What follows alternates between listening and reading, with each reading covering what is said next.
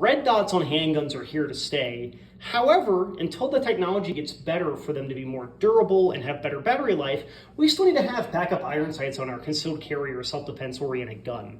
The question then comes, where should I put the rear sight?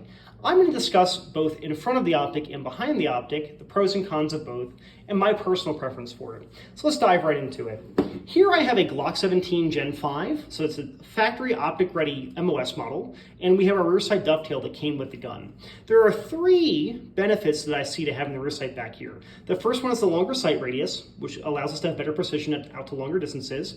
We have the reduced cost from having that being the factory spot where the rear sight came, and then slightly better concealment.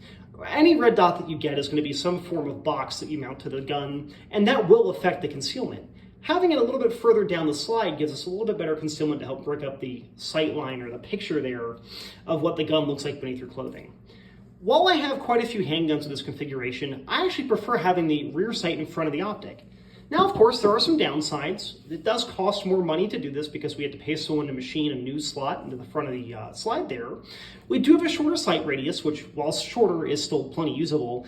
And then this might affect concealment. With having the optic higher up on the slide, this might create a more noticeable bulge wherever you're carrying the gun. Now, of course, it depends on the clothing you're wearing and your body type and where you carry and the optic and the gun and all of that. But generally speaking, these guns can be a little bit harder to conceal. However, we get two major benefits that I really enjoy. The first benefit is that we're protecting the optic more.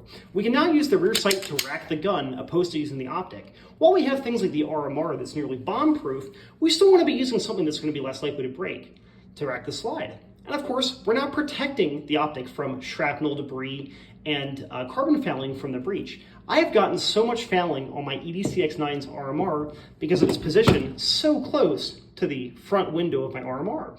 That's really annoying, and it can affect your accuracy. The second benefit that I see, and especially when you compare guns side by side, is that this sight picture is a lot less busy for a lot of newer or inexperienced shooters. Instead of having rear sight, optic, front sight, we have optic and then the iron sights in front of it. We have to keep in mind that with a red dot handgun, this is the primary way of aiming the pistol. These are our backup sights. We need to have them, but they are the backups. By having them forward of the optic, for a lot of people, it's a less busy sight picture. Now, personally, I don't find it to be a big difference because I've been shooting red dot handguns for the better part of the last 5 years, and I can do fine with the irons behind or the irons forward. However, for a lot of newer shooters that are getting into it, this might be a better solution in regards to getting used to using the optic. So again, the most important thing is to actually have backup irons on the gun. However, I do prefer having the irons out front. However, I will take it any which way. I'd rather care about the ammo I'm using or the optic I'm using or the quality of the handgun. This is a very tertiary thing, but if you have a choice, you might find that you have a preference there. Check out the full article on this topic down below, and thank you so much for watching.